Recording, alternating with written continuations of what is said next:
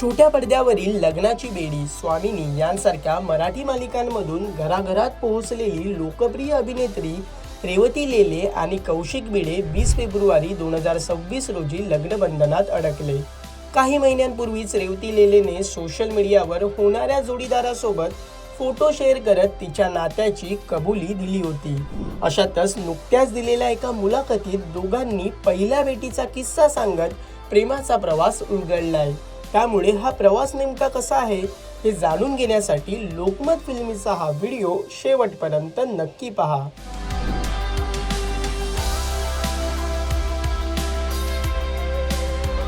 नवऱ्याची ओळख करून देत रेवती म्हणाली की माझा नवरा कौशिक भिडे ब्रँड डिझायनर आहे। त्याची स्वतःची कंपनी आहे आणि तो डिझायनिंग सुद्धा शिकवतो। त्यानंतर कौशिक म्हणाला की मी रेवतीला 2019 मध्ये पाहिलं होतं। तेव्हा माझ्या घरी आई आणि आजी टीव्ही लावून बसले होते। रेवतीला पाहून मी म्हणालो, अगं मम्मी ही छान आहे ग। त्यानंतर तो विषय तिथेच संपला। पुढे 5 ते 6 वर्षात मी तिला पाहिलं सुद्धा नाही। पण जेव्हा आमची मैत्री झाली तेव्हा मी तिला म्हटलं की तुला कुठेतरी पाहिलंय। मग तिने स्वामिनी मालिकेचा संदर्भ दिला आणि मी लगेचच मालिकेचं पोस्टर पाहिलं। ही माझी तिच्या संदर्भातील पहिली आठवण होती।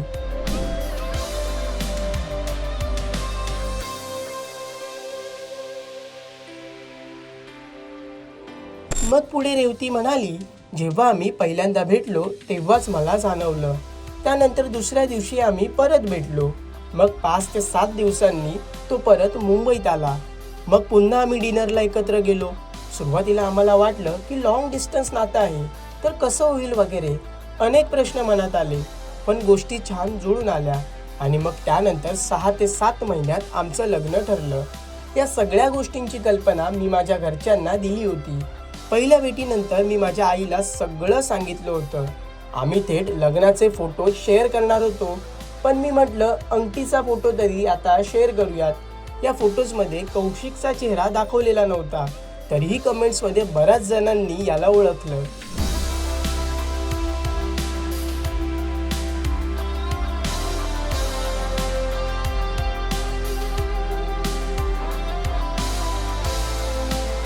दरम्यान प्रपोजची आठवण सांगताना कौशिक म्हणाला की मी तिला 26 डिसेंबरला प्रपोज केलं। मी लोणावळ्यात एक छानसं रिसॉर्ट बुक केलं आणि तिथे रेवतीला प्रपोज केलं। त्यानंतर 20 फेब्रुवारी 2026 रोजी दोघांचं थाटामाटात लग्न पार पडलं।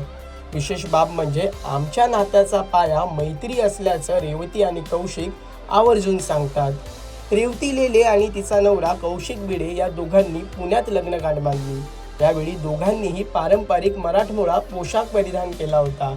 रेवतीनं पिवळ्या रंगाची सुंदर साडी, नाकात नथ, हातात चुडा असा पारंपरिक लूक करत सर्वांचंच लक्ष वेधून घेतलं, तर कौशिकने परिधान केलेला लाल आणि पांढऱ्या रंगाचा पारंपरिक पोशाखही लक्षवेधी ठरला।